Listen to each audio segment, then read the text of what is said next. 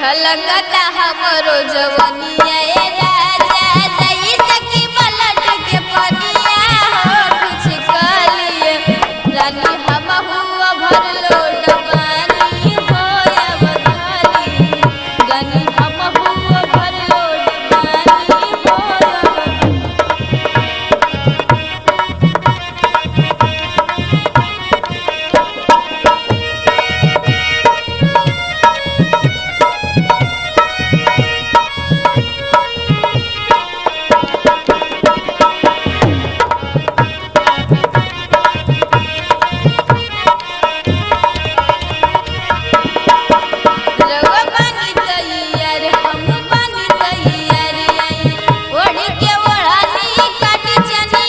कली जावन करे मन सबरा उरे बधन राजा कहिए से हमर जगल बानी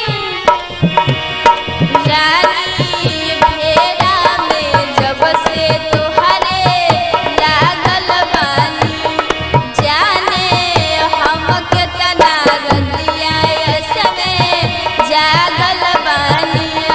रौरेल राजा हम खटिया बिछवनिया देखी लगा के रानी हमहु भरलो डबानिया हो अवधानी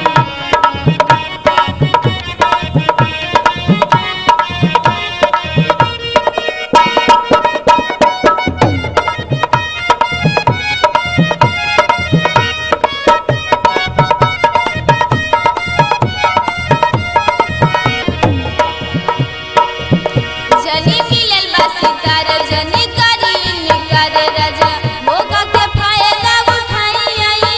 अपना सीना से सटक दूर सगरो मिटक राजा बड़वा से होटवा सटाई आई रानी फेरा में जब से तोहरे लागल बानी जाने हम के तना रतिया समय जागल बानी रौरेला हाजिर बाड़ी रौरे रनिया उसर के करी छेड़खनिया रानी हमहु भरलो